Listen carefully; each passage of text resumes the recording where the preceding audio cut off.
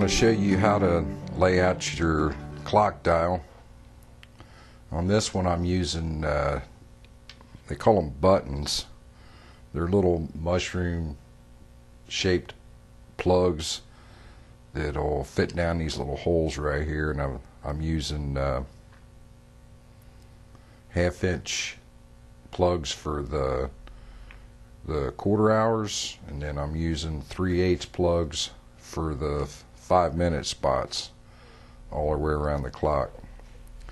Now to start off, I've got a 1/2-inch thick piece of wood, 7.5 by 7.5, and the first thing you want to do is find the center of your board, and you can do this simply by putting a ruler from corner to corner and then putting your little line in the middle, and corner to corner the other way, little line, and that'll give you the dead center of where your square is.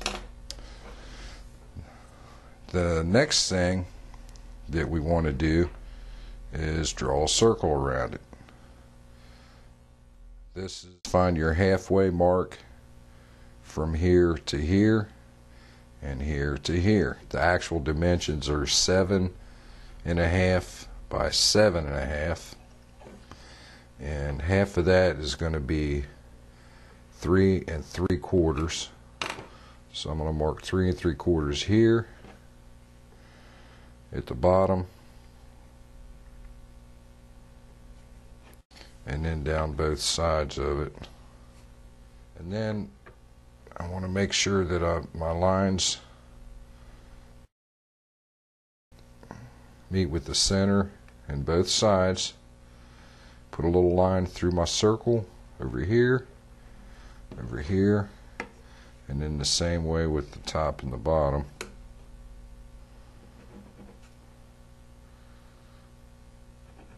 And they're lined up with my center. And now I've got 12 o'clock, 3 o'clock, 6 o'clock, and 9 o'clock. Now, to get your 5-minute marks, you can do one of two things. You can download my diagram. I've got all the plans that I'm for this entire clock that you can download. It includes this diagram that gives you the lines and where you can line them up at. Take that and just cut it out right below the dots. Line this thing up to where all your lines are going to meet, and then you can use that and make all your marks for your 5 minutes all the way around.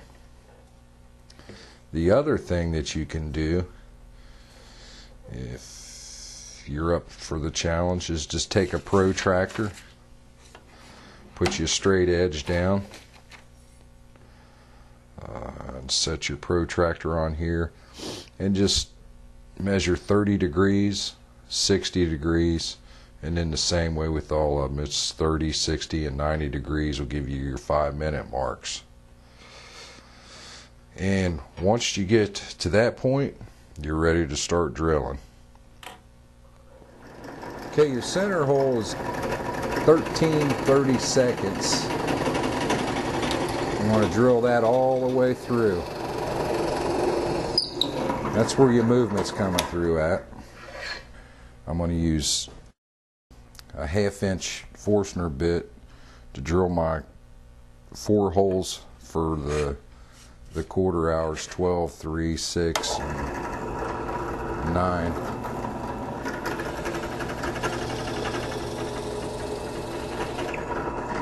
These you don't have to go all the way through. I'll bring them down to about the depth of the drill bit.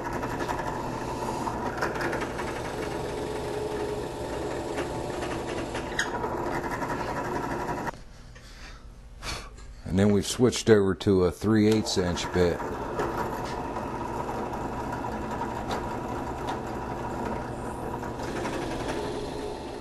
And now we got all of our holes drilled out, and we're ready to go on to the next step. Now at this point of the project, it's very crucial that you make sure that your movement is going to fit through the hole that you've drilled in the center, and then you want it to come out in the front between 1/8 and 3/16 of an inch to put the nut on it. When you use a 1/2 inch piece of wood like I did on this one, you're going to have to do one of two things because it doesn't come all the way out. You'll either have to plane the board down on a thickness planer, or you can route out the back of it to make the movement set into it a little bit deeper. But I've chosen to go ahead and mark my movement where it's going to go in the back, and I'm going to route this out and create a little inset for it to go in another 1/8 inch of an inch. Take a square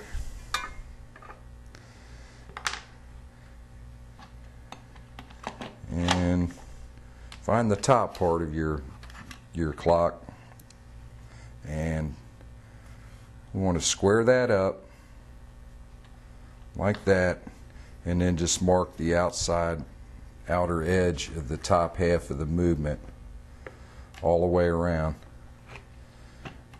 and then cross the bottom of it as well, and then we'll take it to the router table. Okay, I'm using a 1/2 inch straight bit on the router, and I've got it set at an 1/8 inch deep, and I'm just going to freehand it.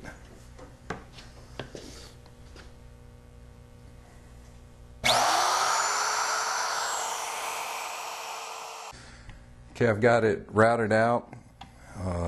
Had to go around, kind of straighten it up a little bit with the chisel, but the movement fits in nice and easy. There's don't have to use any force to put this in there. And then if you can see the front of it, I've got a nice 3/16 of an inch space between the front of the wood and the end of the threads on the movement, which allows me to be able to put the nut on it now. Now we can move on to gluing the strips onto the back of it. Ready to glue all the pieces on the back of the face. Take all your pieces, lay them out, make your marks where they're going to be. You want this thing to be as square as you can get it. Doesn't have to be absolutely perfect, but as close as you can get it, the better off you're going to be.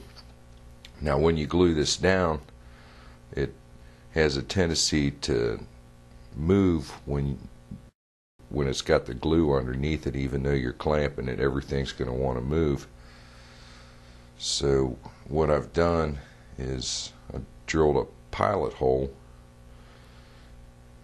in this first board that I'm going to glue down. Now this one goes all the way through, and then it goes maybe about 1/4 inch into the clock face, and then I'm going to drill this one out a little bit bigger so I can push this finishing nail down through that and then into that to kind of hold this thing and keep it from sliding around when I clamp it down.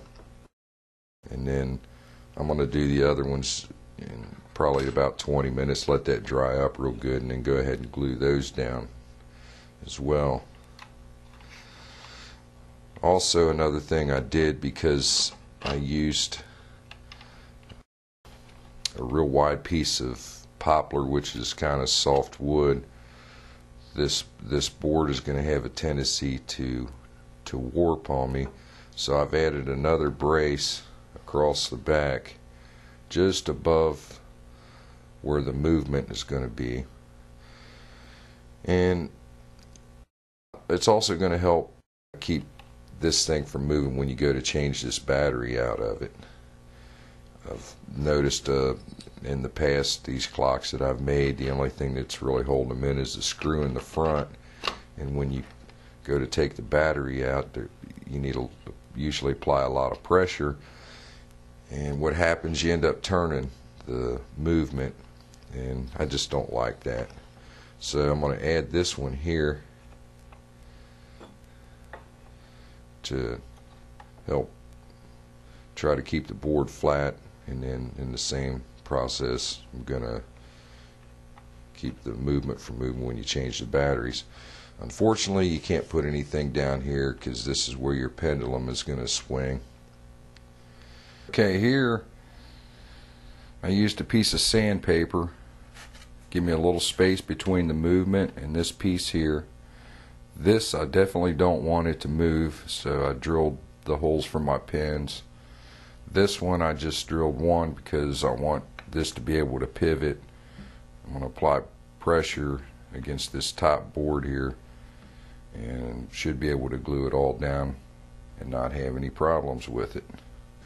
You can see how the pivot allowed me to be able to clamp the top part together. If I'd have put another nail here, it would have kind of put things into a bind. But this is all dry. You can take it loose and start fitting it to the slats.